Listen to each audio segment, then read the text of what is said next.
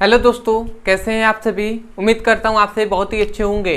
तो आज की इस वीडियो में हम पढ़ने वाले हैं क्लास 12 फिजिक्स का बहुत ही इम्पोर्टेंट यूनिट जो है विद्युत चुंबकीय प्रेरण, जिसका यह पहला वीडियो है।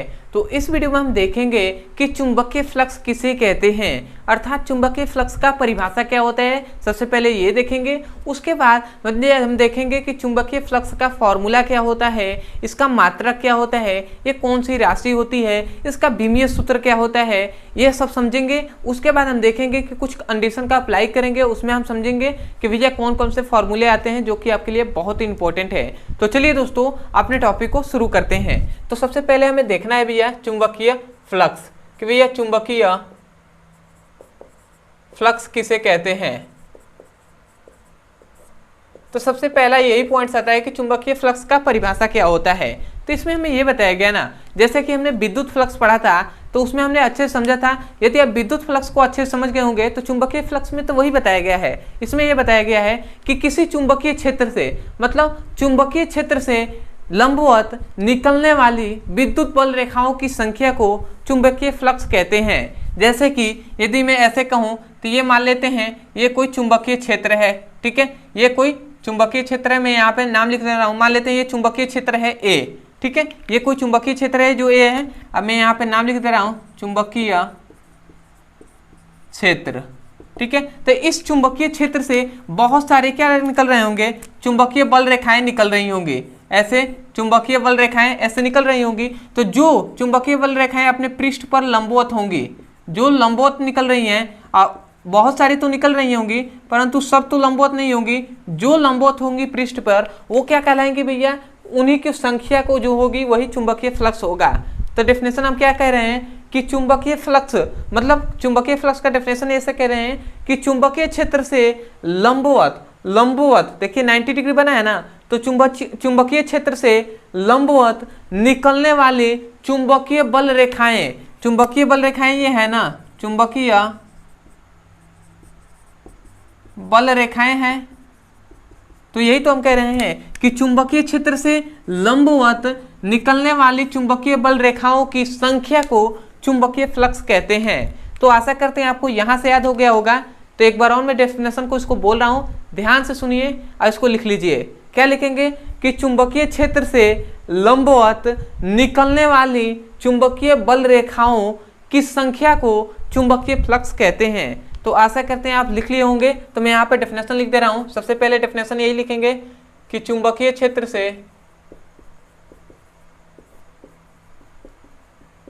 से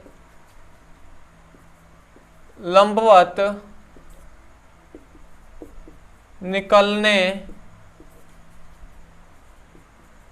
वाली विद्युत बल रेखाओं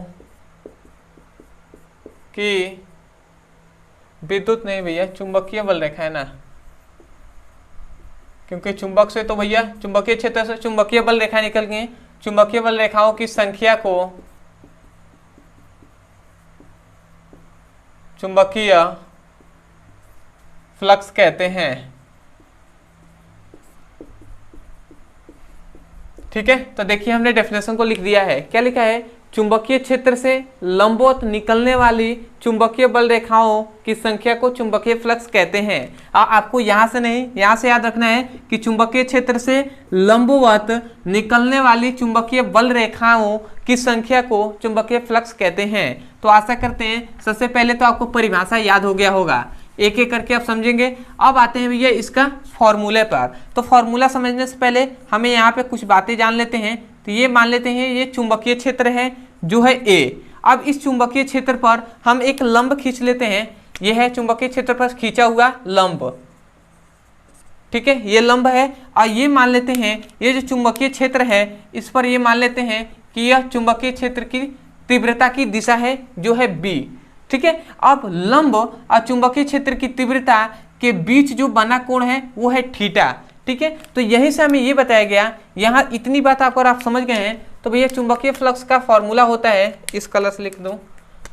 चुंबकीय फ्लक्स को हम फाई से दर्शाते हैं। अब फाई इक्वल टू हम लिखते हैं ए बी कॉस थीटा। ये फॉर्मूला हम लिखते हैं, ये है चुंबकीय फ्लक्सों का फॉर्मूला, जहाँ ए क्या है भैया चुंबकीय क्षेत्र है और ये क्या है भैया बी चुंबकीय क्षेत्र की तीव्रता की दिशा है, मतलब चुंबकीय क्षेत्र की तीव्रता है बी। और ये थीटा यहाँ पे क्या है, यहाँ पे थीटा है लंब और बी मतलब चुंबकीय क्षेत्र की तीव्रता के बीच बना कोण है जो है थीटा। तो ये हो गया आपका फॉर्मूला। यदि हम सदिश रूप में लिखें, सदिश रूप में, तो सदिश रूप में हम क्या जानते हैं कि कोई भी सदिश रूप में हम ऐसे जानते हैं कि ए बी कॉस थीटा होता है ना, ए बी जो कोस थीटा होता है तो इसको हम सदिश में लिखे तो ए डॉट बी भी लिख सकते हैं। तो इसी प्रकार देखिए ए बी कॉस थीटा है, इस प्रकार है ना, तो इसको हम ए डॉट बी भी लिख सकते हैं। तो इसी प्रकार सदिश रूप में लिखें तो इसको हम फाई बराबर हम क्या लिख सकते हैं ए डॉट बी, ये हम फॉर्मूला लिख सकते हैं। तो इस फॉर्मूले को भी आपको याद रखना है, ये मैथमेटिक्स से हम बताए हैं कि इस तरीके से भी हम सदिश रूप में लिख सकते हैं। तो ये दोनों फॉर्मूले को आपको याद रखना है, ये हो गया। अब आते हैं भैया इसमें कि इसका यहाँ पे मैं लिख दे रहा हूँ कि इसका मात्रक, ठीक है, कि भैया इसका मात्रक क्या होता है, तो इसका मात्रक याद रखेंगे, इसका मात्रक होता है वेबर, ठीक है। तो वेबर इसका मात्रक होता है, एसआई मात्रक भी आप कह सकते हैं, ठीक है। अब आता है भैया कि इसका जो कौन सी राशि होती है, यह कौन सी राशि होती है, तो याद रखेंगे यह एक अदिश राशि होती है।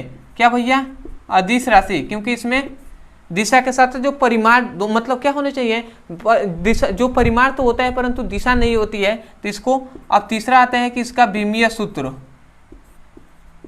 कि भैया इसका विमीय सूत्र क्या होता है। तो इसका विमीय सूत्र मैं डायरेक्ट यहाँ पे लिखते रहा हूँ, ठीक है। इसको कैसे निकालना है ये हमने सिखाया है क्लास 11th में। तो यदि आपको देखना है तो आप जाइए यूट्यूब लिखिए विमीय सूत्र ब्रदर्स है, तो आपको मिल जाएगा, वहाँ से जाकर आप अच्छे से पढ़ सकते हैं। ट्रिक के माध्यम से भी आपको बताया गया है। तो विमीय सूत्र का होता है ML2T-2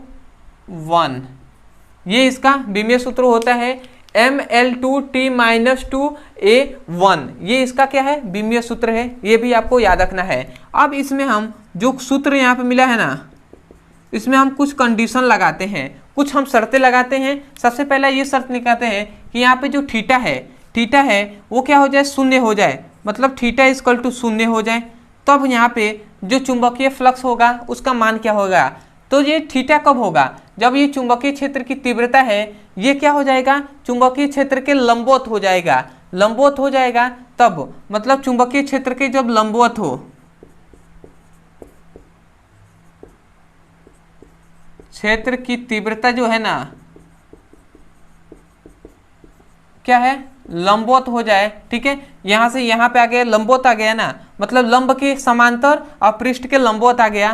तो यहाँ पे यदि थीटा इक्वल टू 0 हो जाएगा तो फाई इक्वल टू क्या मिलेगा, ए बी कॉस 0, और कॉस 0 का मान होता है 1। तो यहाँ से ए और बी ये मिलेगा, और ये जो होता है ये मैक्सिमम मान होता है, मतलब अधिकतम होता है,